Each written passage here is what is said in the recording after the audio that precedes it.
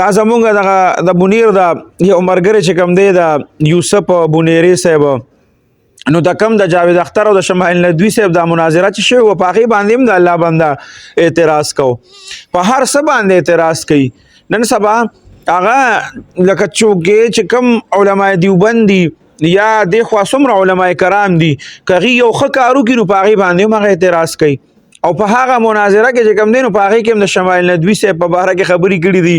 او هغې کې د جاوید اختر چې کوم دی نو الله بنده خو ملحد دی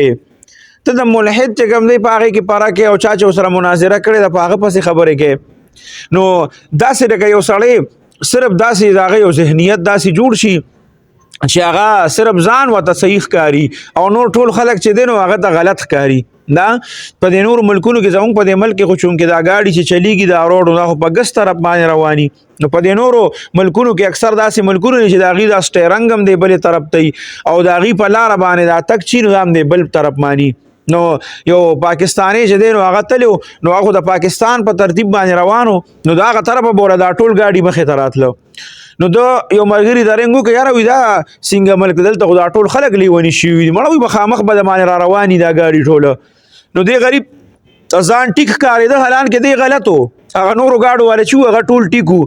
دې کې د ریډیو آن که چې ریډیو یې آن کړو په هغې باندې اعلان وشو چې په دې پلانکي روډ باندې چې دا کم ګاډي روان دي د هغې په خدمت کې دا درخواست دی چې تاسو مخامخ خیال کوئ یو ګاډي والا را روان دی او هغه په الټه سایډ باندې را روان دی او تاسو د ځان بچ کوئ دې په خندا شو دا وګوره وایي که تاسو دې روډ ته رالی خو چونکې هغه ملک ته نه وې تللی پته ورته ونه وه چې دا زه په کوم روډ روان یم اوم دا دی او دوی ما یادوي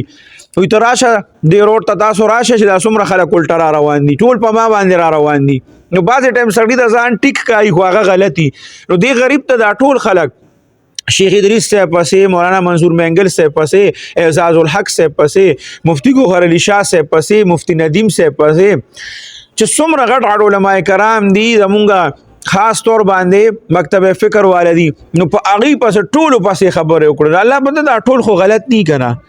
دا ټول غلط شو ښه دا نور مکتب فکر چې کوم دي هغې پسې هم خبرې کوي نو الا دا ټول غلط شو بس ته ټیک شوې نو د ده مثال له دغه ګاډي والا دی دی په خپله په الټه سایډ باندې روان دی نو هغه ګاډو والا خو په صحیح طرف باندې را روان دی وایي یاره دا ټول هغې پسې خاندي وي دا او تضحیک هم کوي خندام کوي